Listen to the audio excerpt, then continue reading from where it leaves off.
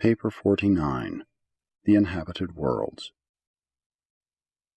All mortal inhabited worlds are evolutionary in origin and nature. These spheres are the spawning ground, the evolutionary cradle of the mortal races of time and space.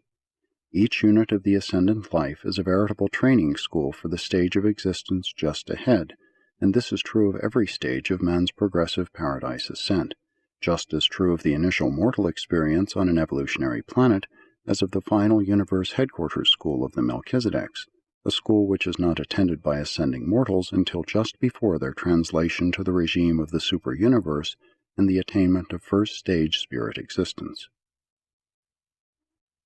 All inhabited worlds are basically grouped for celestial administration into the local systems, and each of these local systems is limited to about 1,000 evolutionary worlds. This limitation is by decree of the Ancients of Days, and it pertains to actual evolutionary planets whereon mortals of survival status are living. Neither worlds finally settled in light and life, nor planets in the pre-human stage of life development are reckoned in this group.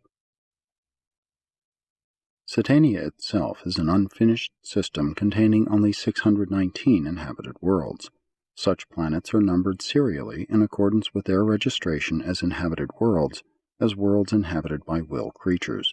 Thus was Urantia given the number 606 of Satania, meaning the 606th world in this local system, on which the long evolutionary life process culminated in the appearance of human beings. There are 36 uninhabited planets nearing the life endowment stage, and several are now being made ready for the life carriers. There are nearly 200 spheres which are evolving so as to be ready for life implantation within the next few million years. Not all planets are suited to harbor mortal life. Small ones having a high rate of axial revolution are wholly unsuited for life habitats. In several of the physical systems of Satania, the planets revolving around the central sun are too large for habitation, their great mass occasioning oppressive gravity. Many of these enormous spheres have satellites, sometimes a half-dozen or more, and these moons are often in size very near that of Urantia, so that they are almost ideal for habitation. The oldest inhabited world of Satania, world number 1, is Anava, one of the 44 satellites revolving around an enormous dark planet, but exposed to the differential light of 3 neighboring suns. Anava is in an advanced stage of progressive civilization.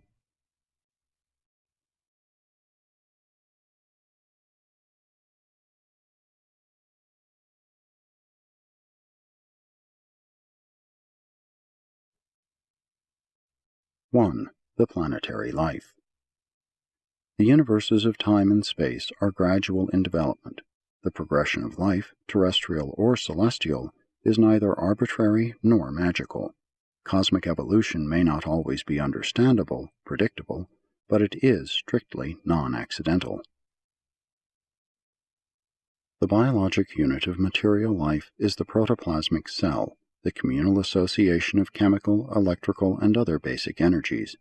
The chemical formulas differ in each system, and the technique of living cell reproduction is slightly different in each local universe, but the life carriers are always the living catalyzers who initiate the primordial reactions of material life.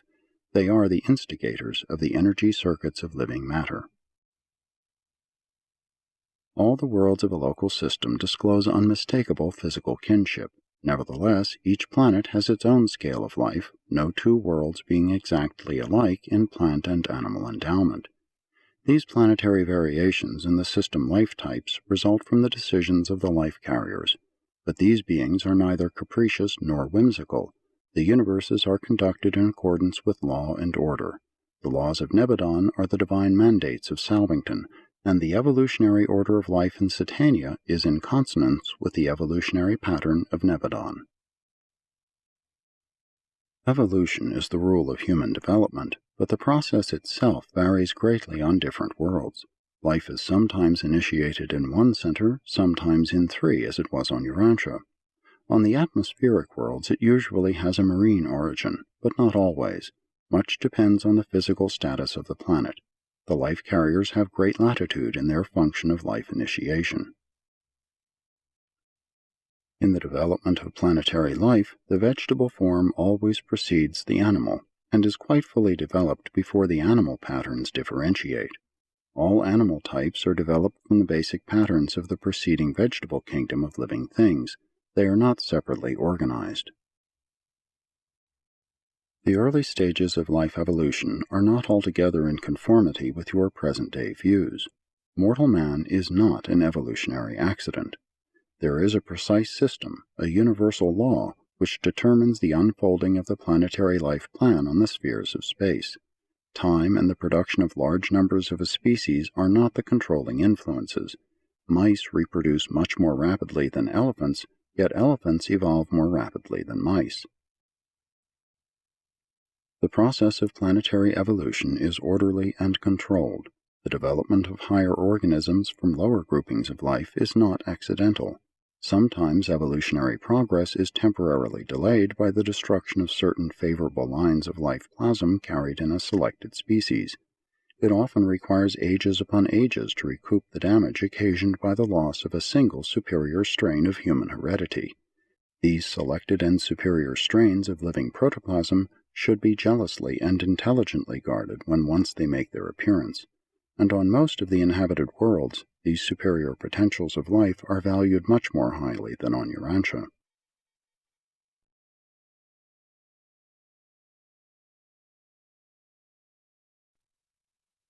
Two, planetary physical types.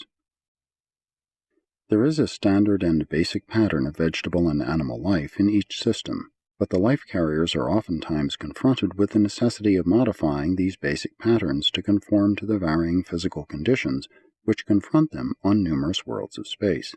They foster a generalized system type of mortal creature, but there are 7 distinct physical types as well as thousands upon thousands of minor variants of these 7 outstanding differentiations. 1. Atmospheric types. 2.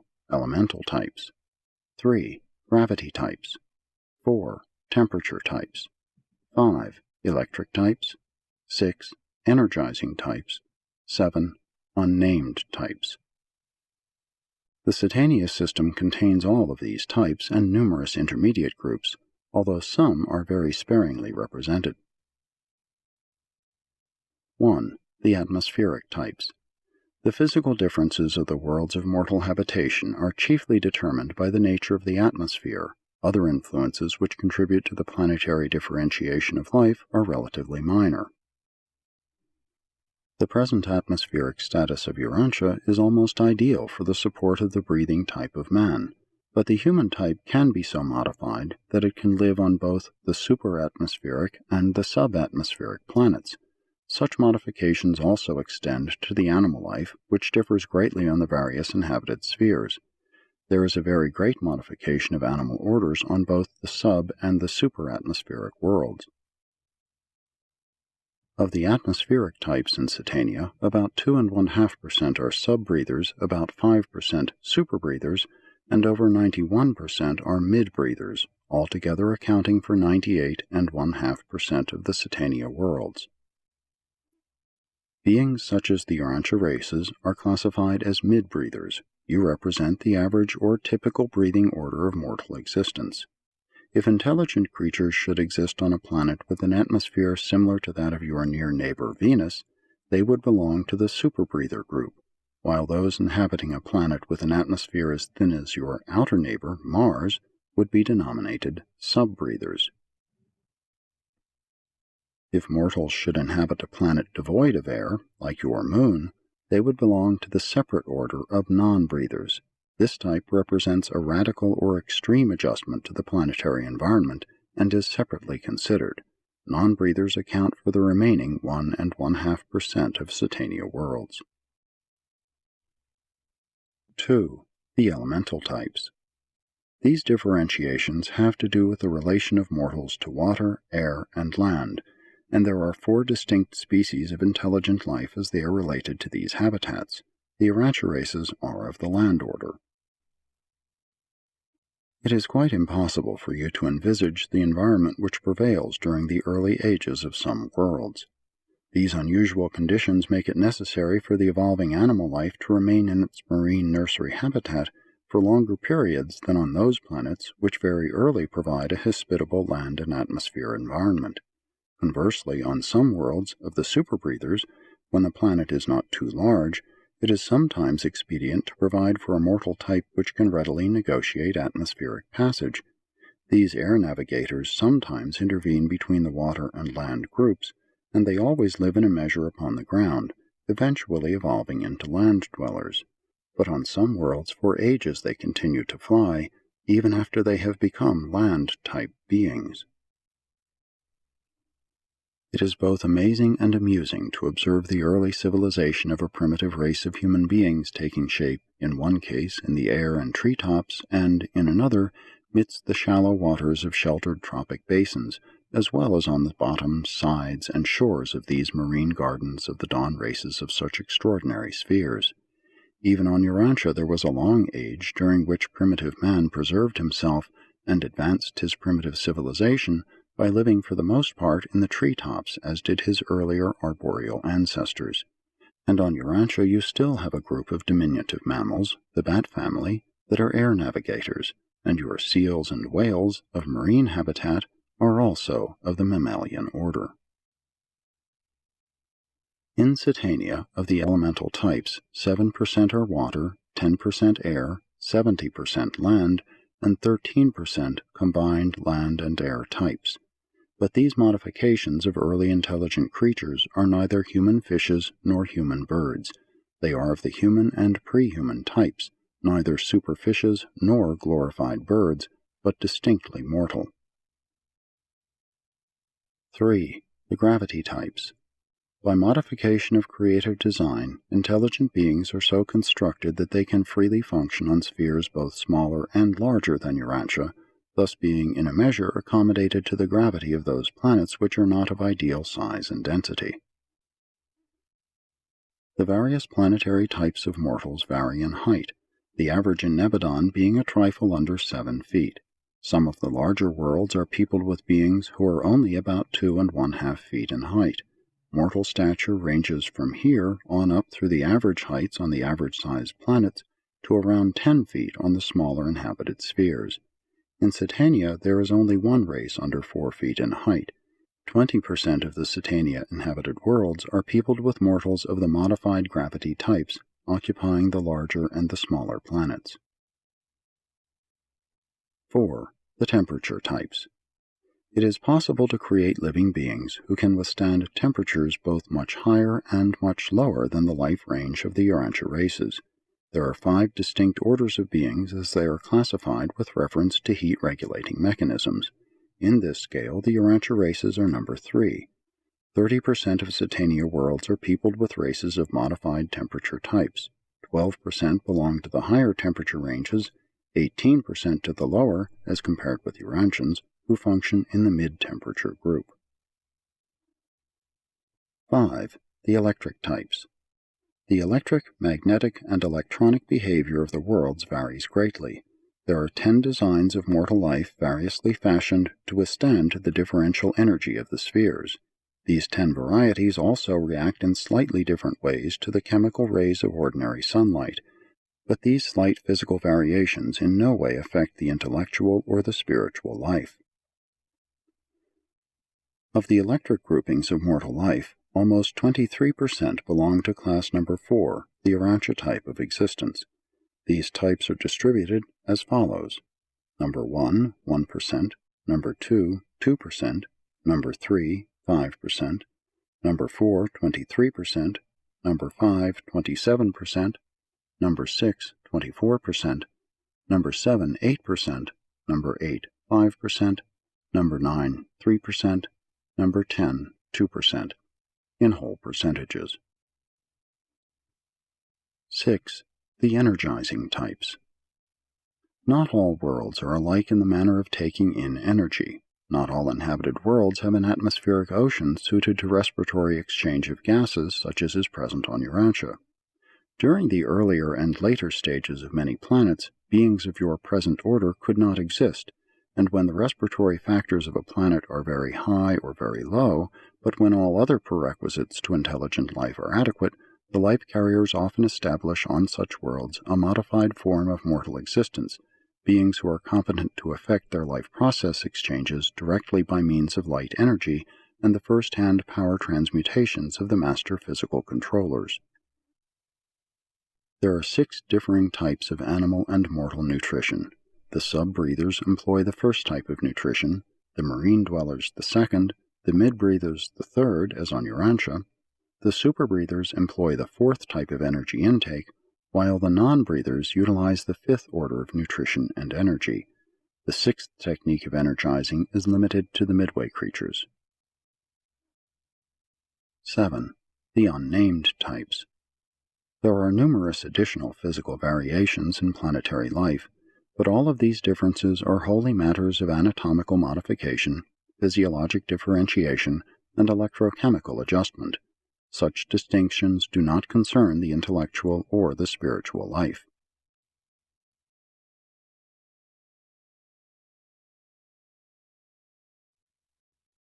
(3) Worlds of the non-breathers. The majority of inhabited planets are peopled with the breathing type of intelligent beings, but there are also orders of mortals who are able to live on worlds with little or no air. Of the Orvantan inhabited worlds, this type amounts to less than 7%. In Nebadon, this percentage is less than 3. In all Satania, there are only 9 such worlds. There are so very few of the non-breather type of inhabited worlds in Satania because this more recently organized section of Norlatiadek still abounds in meteoric space bodies, and worlds without a protective friction atmosphere are subject to incessant bombardment by these wanderers. Even some of the comets consist of meteor swarms, but as a rule they are disrupted smaller bodies of matter. Millions upon millions of meteorites enter the atmosphere of Urantia daily, coming in at the rate of almost 200 miles a second.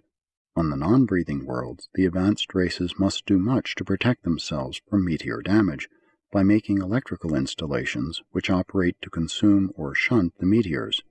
Great danger confronts them when they venture beyond these protected zones. These worlds are also subject to disastrous electrical storms of a nature unknown on Urantia. During such times of tremendous energy fluctuation, the inhabitants must take refuge in their special structures of protective insulation.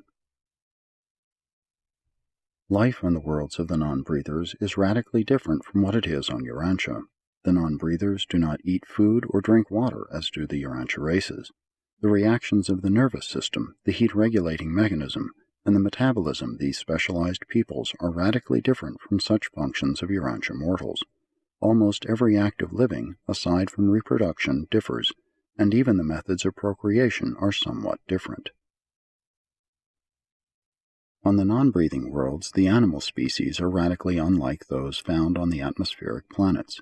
The non-breathing plan of life varies from the technique of existence on an atmospheric world. Even in survival, their peoples differ, being candidates for spirit fusion. Nevertheless, these beings enjoy life and carry forward the activities of the realm with the same relative trials and joys that are experienced by the mortals living on atmospheric worlds.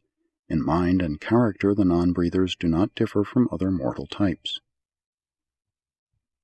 You would be more than interested in the planetary conduct of this type of mortal, because such a race of beings inhabits a sphere in close proximity to Urantia.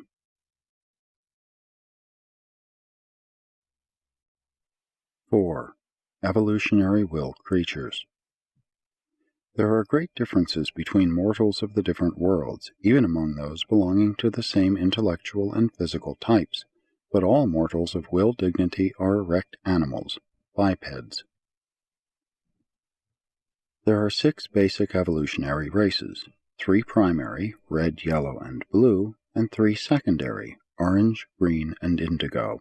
Most inhabited worlds have all of these races, but many of the 3-brained planets harbor only the 3 primary types. Some local systems also have only these 3 races. The average special physical sense endowment of human beings is 12, though the special senses of the three-brained mortals are extended slightly beyond those of the one- and two-brained types. They can see and hear considerably more than the Urantia races. Young are usually born singly, multiple births being the exception, and the family life is fairly uniform on all types of planets. Sex equality prevails on all advanced worlds. Male and female are equal in mind endowment and spiritual status. We do not regard a planet as having emerged from barbarism so long as one sex seeks to tyrannize over the other. This feature of creature experience is generally greatly improved after the arrival of a material son and daughter. Seasons and temperature variations occur on all sun-lighted and sun-heated planets. Agriculture is universal on all atmospheric worlds. Tilling the soil is the one pursuit that is common to the advancing races of all such planets. Mortals all have the same general struggles with microscopic foes in their early days, such as you now experience on Urantia, though perhaps not so extensive. The length of life varies on the different planets from 25 years on the primitive worlds to near 500 on the more advanced and older spheres. Human beings are all gregarious, both tribal and racial. These group segregations are inherent in their origin and constitution. Such tendencies can be modified only by advancing civilization and by gradual spiritualization. The social, economic, and governmental problems of the inhabited worlds vary in accordance with the age of the planets and the degree to which they have been influenced by the successive sojourns of the divine sons. Mind is the bestowal of the infinite spirit and functions quite the same in diverse environments. The mind of mortals is akin, regardless of certain structural and chemical differences which characterize the physical natures of the will creatures of the local systems. Regardless of personal or physical planetary differences, the mental life of all these various orders of mortals is very similar, and their immediate careers after death are very much alike. But mortal mind without immortal spirit cannot survive. The mind of man is mortal. Only the bestowed spirit is immortal. Survival is dependent on spiritualization by the ministry of the adjuster, on the birth and evolution of the immortal soul. At least there must not have developed an antagonism toward the adjuster's mission of effecting the spiritual transformation of the material mind.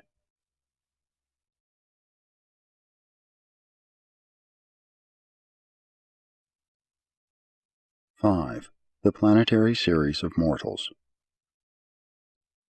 It will be somewhat difficult to make an adequate portrayal of the planetary series of mortals because you know so little about them, and because there are so many variations. Mortal creatures may, however, be studied from numerous viewpoints, among which are the following. 1. Adjustment to planetary environment. 2. Brain type series. 3. Spirit reception series. 4. Planetary mortal epics. 5. Creature kinship serials. 6. Adjuster fusion series. 7. Techniques of terrestrial escape. The inhabited spheres of the 7 superuniverses are peopled with mortals who simultaneously classify in some one or more of the categories of each of these 7 generalized classes of evolutionary creature life. But even these general classifications make no provision for such beings as Midsuniters, nor for certain other forms of intelligent life. The inhabited worlds, as they have been presented in these narratives, are peopled with evolutionary mortal creatures, but there are other life forms. 1. Adjustment to planetary environment. There are 3 general groups of inhabited worlds from the standpoint of the adjustment of creature life to the planetary environment: the normal adjustment group, the radical adjustment group, and the experimental group. Normal adjustments to planetary conditions follow the general physical patterns previously considered. The worlds of the non-breathers typify the radical or extreme adjustment, but other types are also included in this group. Experimental worlds are usually ideally adapted to the typical life forms, and on these decimal planets the life carriers attempt to produce beneficial variations in the standard life designs. Since your world is an experimental planet, it differs markedly from its sister spheres in Satania. Many forms of life have appeared on Urantia that are not found elsewhere. Likewise are many common species absent from your planet. In the universe of Nebadon, all the life modification worlds are serially linked together and constitute a special domain of universe affairs, which is given attention by designated administrators, and all of these experimental worlds are periodically inspected by a corps of universe directors, whose chief is the veteran finaliter known in Satania as Tabamantia. 2. Brain Type Series. The one physical uniformity of mortals is the brain and nervous system. Nevertheless, there are three basic organizations of the brain mechanism: the one, the two, and the three-brained types. Urantians are of the two-brained type, somewhat more imaginative, adventurous, and philosophical than the one-brained mortals, but somewhat less spiritual, ethical, and worshipful than the three-brained orders. These brain differences characterize even the pre-human animal existences. From the two-hemisphere type of the Urantian cerebral cortex, you can, by analogy, grasp something of the one-brained type. The third brain of the three-brained orders is best conceived as an evolvement of your lower or rudimentary form of brain, which is developed to the point where it functions chiefly in control of physical activities, leaving the two superior brains free for higher engagements, one for intellectual functions and the other for the spiritual counterparting activities of the thought adjuster. While the terrestrial attainments of the one-brained races are slightly limited in comparison with the two-brained orders, the older planets of the three-brained group exhibit civilizations that would astound Urantians, and which would somewhat shame yours by comparison. In mechanical development and material civilization, even in intellectual progress, the two-brained mortal worlds are able to equal the three-brained spheres, but in the higher control of mind and development of intellectual and spiritual reciprocation, you are somewhat inferior. All such comparative estimates concerning the intellectual progress or the spiritual attainments of any world or group of worlds should in fairness recognize planetary age. Much, very much, depends on age, the help of the biologic uplifters, and the subsequent missions of the various orders of the divine sons. While the three-brained peoples are capable of a slightly higher planetary evolution than either the one- or two-brained orders, all have the same type of life plasm and carry on planetary activities in very similar ways, much as do human beings on Urantia. These three types of mortals are distributed throughout the worlds of the local systems. In the majority of cases, planetary conditions had very little to do with the decisions of the life carriers to project these varied orders of mortals on the different worlds. It is a prerogative of the life carriers thus to plan and execute. These three orders stand on an equal footing in the ascension career. Each must traverse the same intellectual scale of development, and each must master the same spiritual tests of progression. The system administration and the constellation over-control of these different worlds are uniformly free from discrimination. Even the regimes of the planetary princes are identical. 3. Spirit Reception Series. There are three groups of mind design as related to contact with spirit affairs. This classification does not refer to the one, two, and three-brained orders of mortals. It refers primarily to gland chemistry, more particularly to the organization of certain glands comparable to the pituitary bodies. The races on some worlds have one gland, on others two, as do Urantians, while on still other spheres the races have three of these unique bodies. The inherent imagination and spiritual receptivity is definitely influenced by this differential chemical endowment. Of the spirit reception types, 65% are of the second group, like the Urantia races. 12% are of the first type, naturally less receptive, while 23% are more spiritually inclined during terrestrial life. But such distinctions do not survive natural death. All of these racial differences pertain only to the life in the flesh. 4. Planetary mortal epochs. This classification recognizes the succession of temporal dispensations as they affect man's terrestrial status and his reception of celestial ministry. Life is initiated on the planets by the life carriers, who watch over its development until sometime after the evolutionary appearance of mortal man. Before the life carriers leave a planet, they duly install a planetary prince as ruler of the realm. With this ruler there arrives a full quota of subordinate auxiliaries and ministering helpers, and the first adjudication of the living and the dead is simultaneous with his arrival. With the emergence of human groupings, this planetary prince arrives to inaugurate human civilization and to focalize human society. Your world of confusion is no criterion of the early days of the reign of the planetary princes, for it was near the beginning of such an administration on Urantia that your planetary prince, Caligastia, cast his lot with the rebellion of the system sovereign Lucifer. Your planet has pursued a stormy course ever since. On a normal evolutionary world, racial progress attains its natural biologic peak during the regime of the planetary prince, and shortly thereafter the system sovereign dispatches a material son and daughter to that planet. These imported beings are of service as biologic uplifters. Their default on Urantia further complicated your planetary history.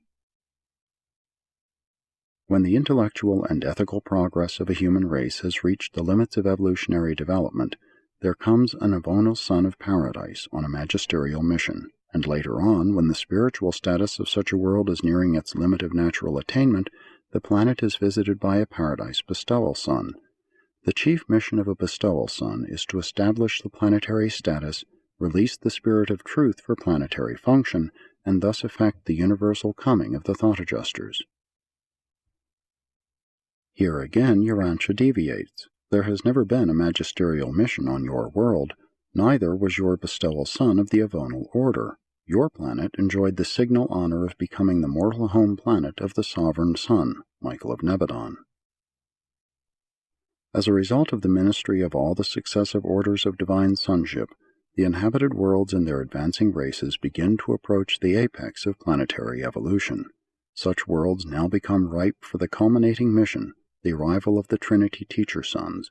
This epoch of the Teacher Sons is the vestibule to the final planetary age, evolutionary utopia, the age of light and life. This classification of human beings will receive particular attention in a succeeding paper. 5. Creature Kinship Serials. Planets are not only organized vertically into systems, constellations, and so on, but the universe administration also provides for horizontal groupings according to type, series, and other relationships.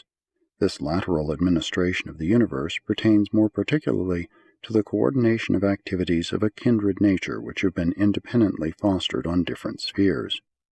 These related classes of universe creatures are periodically inspected by certain composite corps of high personalities presided over by long-experienced finalitors. These kinship factors are manifest on all levels, for kinship serials exist among non-human personalities as well as among mortal creatures, even between human and superhuman orders. Intelligent beings are vertically related in 12 great groups of 7 major divisions each.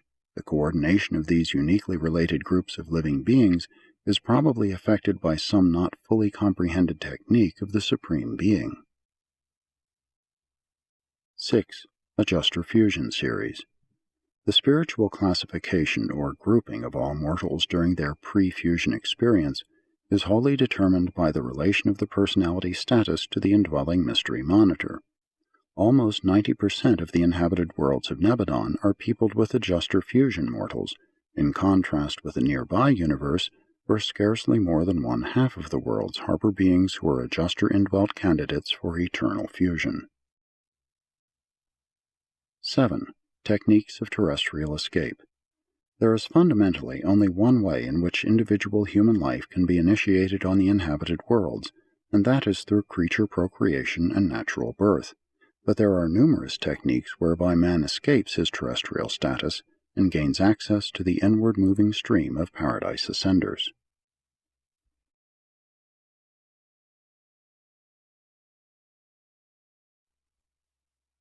6. Terrestrial escape. All of the differing physical types and planetary series of mortals alike enjoy the ministry of thought adjusters, guardian angels, and the various orders of the messenger hosts of the Infinite Spirit. All alike are liberated from the bonds of flesh by the emancipation of natural death, and all alike go thence to the Morontia worlds of spiritual evolution and mind progress. From time to time, on motion of the planetary authorities or the system rulers, special resurrections of the sleeping survivors are conducted.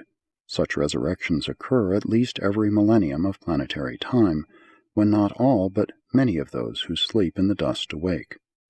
These special resurrections are the occasion for mobilizing special groups of ascenders for specific service in the local universe plan of mortal ascension. There are both practical reasons and sentimental associations connected with these special resurrections. Throughout the earlier ages of an inhabited world, many are called to the mansion spheres at the special and the millennial resurrections, but most survivors are repersonalized at the inauguration of a new dispensation, associated with the advent of a divine son of planetary service. 1. Mortals of the dispensational or group order of survival. With the arrival of the first adjuster on an inhabited world, the guardian seraphim also make their appearance. They are indispensable to terrestrial escape. Throughout the life lapse period of the sleeping survivors, the spiritual values and eternal realities of their newly evolved and immortal souls are held as a sacred trust by the personal or by the group guardian seraphim. The group guardians of assignment to the sleeping survivors always function with the judgment suns on their world advents. He shall send his angels, and they shall gather together his elect from the four winds. With each seraphim of assignment to the repersonalization of a sleeping mortal, there functions the returned adjuster, the same immortal father fragment that lived in him during the days in the flesh, and thus is identity restored and personality resurrected. During the sleep of their subjects, these waiting adjusters serve on Divinington. They never indwell another mortal mind in this interim.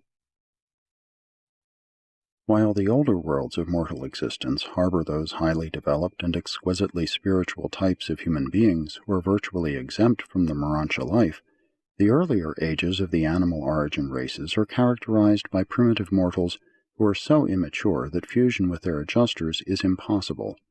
The reawakening of these mortals is accomplished by the guardian seraphim in conjunction with an individualized portion of the immortal spirit of the third source and center. Thus are the sleeping survivors of a planetary age repersonalized in the dispensational roll calls. But with regard to the non-salvable personalities of a realm, no immortal spirit is present to function with the group guardians of destiny, and this constitutes cessation of creature existence. While some of your records have pictured these events as taking place on the planets of mortal death, they all really occur on the mansion worlds. 2. Mortals of the individual orders of ascension. The individual progress of human beings is measured by their successive attainment and traversal, mastery, of the 7 cosmic circles. These circles of mortal progression are levels of associated intellectual, social, spiritual, and cosmic insight values. Starting out in the 7th circle, mortals strive for the first, and all who have attained the 3rd immediately have personal guardians of destiny assigned to them. These mortals may be repersonalized in the Morontia life, independent of dispensational or other adjudications. Throughout the earlier ages of an evolutionary world, few mortals go to judgment on the 3rd day. But as the ages pass, more and more the personal guardians of destiny are assigned to the advancing mortals, and thus increasing numbers of these evolving creatures are repersonalized on the first mansion world on the 3rd day after natural death. On such occasions, the return of the adjuster signalizes the awakening of the human soul, and this is the repersonalization of the dead just as literally as when the en masse roll is called at the end of a dispensation on the evolutionary worlds. There are 3 groups of individual ascenders. The less advanced land on the initial or first mansion world. The more advanced group may take up the Morontia career on any of the intermediate mansion worlds in accordance with previous planetary progression. The most advanced of these orders really begin their Morontia experience on the 7th mansion world. 3. Mortals of the probationary dependent orders of ascension. The arrival of an adjuster constitutes identity in the eyes of the universe, and all indwelt beings are on the roll calls of justice. But temporal life on the evolutionary worlds is uncertain, and many die in youth before choosing the paradise career. Such adjuster-indwelt children and youths follow the parent of most advanced spiritual status, thus going to the system finaliter world, the probationary nursery, on the third day at a special resurrection, or at the regular millennial and dispensational roll calls. Children who die when too young to have thought adjusters are repersonalized on the finaliter world of the local systems, concomitant with the arrival of either parent on the mansion worlds. A child acquires physical entity at mortal birth, but in the matter of survival, all adjusterless children are reckoned as still attached to their parents. In due course, thought adjusters come to indwell these little ones, while the seraphic ministry to both groups of the probationary dependent orders of survival is in general similar to that of the more advanced parent, or is equivalent to that of the parent in case only one survives. Those attaining the third circle, regardless of the status of their parents, are accorded personal guardians. Similar probation nurseries are maintained on the finaliter spheres of the constellation and the universe headquarters for the adjusterless children of the primary and secondary modified orders of ascenders. 4. Mortals of the secondary modified orders of ascension. These are the progressive human beings of the intermediate evolutionary worlds. As a rule, they are not immune to natural death, but they are exempt from passing through the 7 mansion worlds. The less perfected group reawaken on the headquarters of their local system, passing by only the mansion worlds. The intermediate group go on to the constellation training worlds. They pass by the entire Morancha regime of the local system. Still farther on in the planetary ages of spiritual striving, many survivors awaken on the constellation headquarters, and there begin the paradise ascent. But before any of these groups may go forward, they must journey back as instructors to the worlds they missed, gaining many experiences as teachers in those realms which they passed by as students. They all subsequently proceed to paradise by the ordained routes of mortal progression. 5. Mortals of the primary modified order of ascension. These mortals belong to the adjuster-fused type of evolutionary life, but they are most often representative of the final phases of human development on an evolving world. These glorified beings are exempt from passing through the portals of death. They are submitted to sun seizure. They are translated from among the living and appear immediately in the presence of the sovereign sun on the headquarters of the local universe.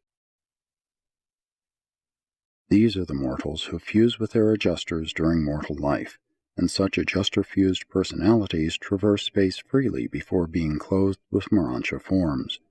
These fused souls go by direct adjuster transit to the resurrection halls of the higher Morancha spheres, where they receive their initial Morancha investiture, just as do all other mortals arriving from the evolutionary worlds.